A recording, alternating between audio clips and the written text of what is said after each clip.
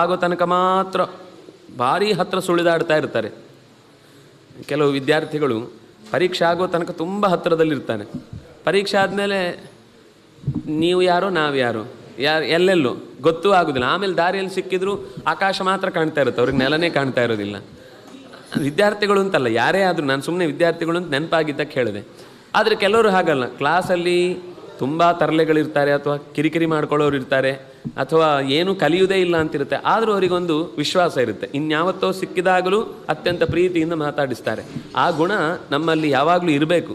ಆ ಹೊತ್ತಿಗಾಗುವಾಗ ಮಾತ್ರ ವ್ಯವಹಾರ ಅಂತ ಅನ್ನೋದೇನು ಅಂದರೆ ಅವರು ಅಂಥದ್ದನ್ನೇ ಎದುರಿಸಬೇಕಾಗತ್ತೆ. ನಮ್ಮ ವ್ಯವಸ್ಥೆಯಲ್ಲಿ ನಾವು ಯಾವಾಗ ಅದು ಸಿಕ್ಕಿದ ಹೊತ್ತಿಗೆ ಮಾತ್ರ ಬಗ್ಗುವುದು, ಸಿಕ್ಕಿ ಮುಗಿದ ಮೇಲೆ ನಮಗೆ ಸಂಬಂಧ ಇಲ್ಲ ಅನ್ನುವ ರೀತಿ ಇರುವುದು, ಅದು ಮನುಷ್ಯನಾಗಿ ಇರಬೇಕಾದ ಲಕ್ಷಣ ಅಲ್ಲ. ನೀನು ಈಗ ರಾಮನಿಂದ ಕೆಲಸವನ್ನು ಮಾಡಿಸಿಕೊಂಡಿದ್ದಿ, ರಾಜ್ಯ ಸಿಕ್ಕಿದೆ, ಮಡದಿ ಸಿಕ್ಕಿದ್ಲು, ನೀನು ಯಾಕೋಸ್ಕರ ಅವನನ್ನು ಸ್ನೇಹ ಬಯಸಿ ಬಂದದ್ದು? ನೀನು ಸ್ನೇಹ ಬಯಸಿ ಬಂದದ್ದು ಯಾಕೆ ಅಂತಂದರೆ ಸೀತೆಯನ್ನು ಹುಡುಕಿ ರಕ್ಷಣೆ ಮಾಡ್ತೇನೆ ಅಂತ ಮಾತು ಕೊಡಲಿಕ್ಕೋಸ್ಕರ ಬಂದದ್ದು. ಸೀತೆಯನ್ನು ಹುಡುಕಿ ರಕ್ಷಣೆ ಮಾಡ್ತೇನೆ ಅಂತ ಮಾತು ಕೊಟ್ಟ ಮೇಲೆ ಈಗ ನೀನು ಸೀತೆಯ ಕೆಲಸಕ್ಕೆ ಕೈ ಚೆಲ್ಲಿ ಬಿಟ್ಟರೆ, ನಾನು ಅದು ತಾರೆಗೆ ಗೊತ್ತು, ನಾನಾದರೆ ಹೊಡಿತೇನೆ, ಬಡಿತೇನೆ, ಓಡಿಸ್ತೇನೆ ಅಷ್ಟೇ, ಕೊಲ್ಲುವುದಿಲ್ಲ ಅಂತ ಅಂದ್ಕೊಂಡಿದ್ದೆ. ರಾಮ ಹಾಗೆ ನೋಡುವುದಿಲ್ಲ.